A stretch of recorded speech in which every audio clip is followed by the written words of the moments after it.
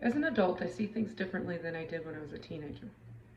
I no longer have to wear rose-colored glasses that left me blinded by reality. Nothing prepares us for adulthood.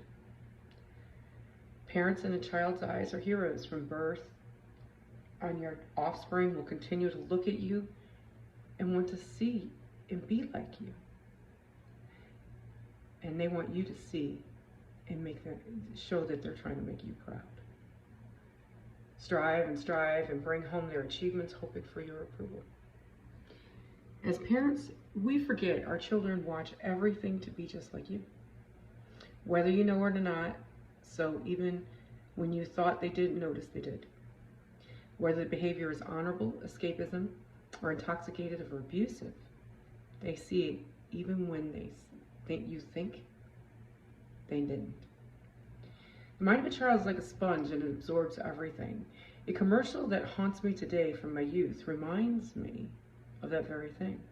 When the parent found drugs in the child's bedroom, he asked the child, "Where did you learn about this?" Or "Where did you learn this from?" And he looked at his father and he said, "I learned it from watching you." It makes us wonder, what if the whole problem in the world is that the parents are so caught up in themselves, overlooking the fact that someone loves them so much that they strive to be just like them?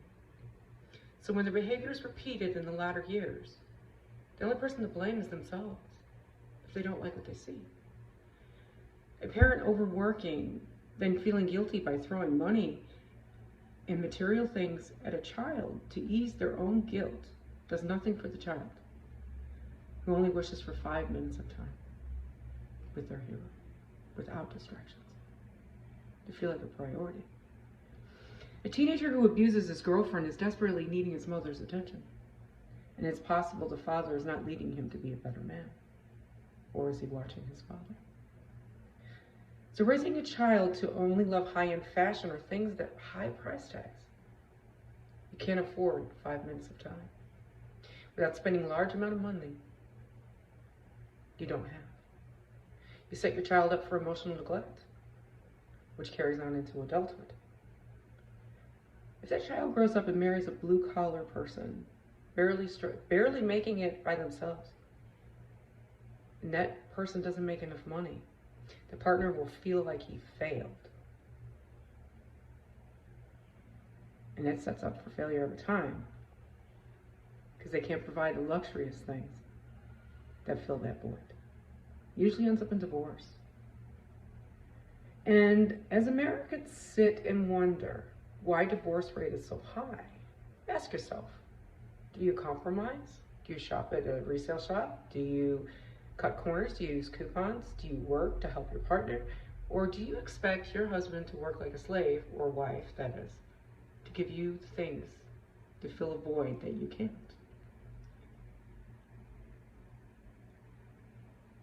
We forget material things are only temporary, but time with loved ones is priceless.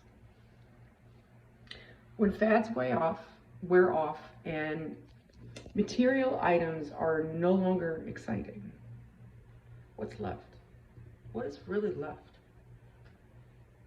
Time passes and we lose time with what matters. Elderly, someone who died, we wish we could get back. Because we can't turn back the hands of time, because we only move forward. What if we could? If you gave away all your material items and you started focusing on the opposite, would you like the person you would become? Do you think you'd be different? Could you replace it with something that matters? Or would you even try? We have become so prideful that most people make a facade on virtual media of who they are, because they can't accept reality. See, most healthy families that are well-to-do, with successful parents, have a standard that is hard to live up to. When all you see is perfection on the outside, you see that their life is perfect. If you're not quite up to perfection of the parents you idolize, The pressure is unbelievable. Unbelievable. That you can never be enough. You can never get good enough grades. You can't get into the right school. You can't kick a goal to win the football game. If you have a learning delay or you're socially awkward, you're ashamed to your parents. So our teens that see that they can never be enough for you start taking it on themselves. Even when they try harder, they just can't seem to get it together. So one, you either get a rebel who is out there shaming their family, doing whatever they're not supposed to, or B, they're stuffing it down. If you come from a family where image is everything and emotion means nothing, to a child that is tender, soft-hearted, and kind, it's catastrophic. The shame of the family is isolating, and you feel desolate and despair.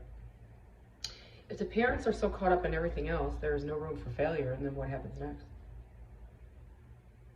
One day the child goes to meet someone after school. They heard about where they could do this, from a gang member. They found out in the dark streets of the alley in the black market, they can buy anything they want. The slip of a hand and a $500 bill, $500 in a dark alley. All you have to do is ask. You can find anything you want, just the right person. Sure enough, this time it was more than a dime bag of weed. On a regular sunny day, the phone calls go unanswered. Texts. And you think your child is being disobedient again. And rebellion and just adding more to your list of things that you need to get done. In your head, you'll think of how you will discipline them.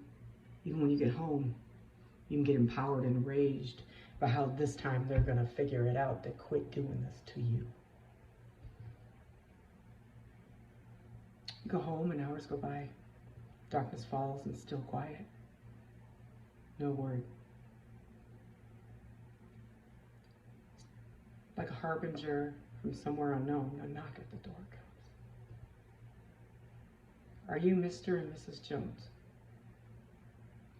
We're here to inform you. We found your son in his Mercedes at the football field. He killed himself. And he left a letter. And it says, Dad, I made my first goal. You proud of me? You're finally proud of me? I am. You never knew because you made me feel invisible. And all I wanted was time with you. You and your new wife. Instead, you told me you were ashamed of me. That I was going to bring dishonor to our family. You hate anything the opposite of you. And if you only knew who I really was, you'd really hate me. Because I'm gay. I love men. See, you raised me, and when Mom died, you submerged yourself into everything but me. And thank you. Now maybe my mom will be proud of me too. And my answer is, what if he spent time with his son? Would fate have changed and he chose him instead of everything else? This didn't happen to me, but I was in an experience that was pretty close to it. I was in a building where a child shot himself in high school on Parents' Day in Virginia Beach. It haunts me every day.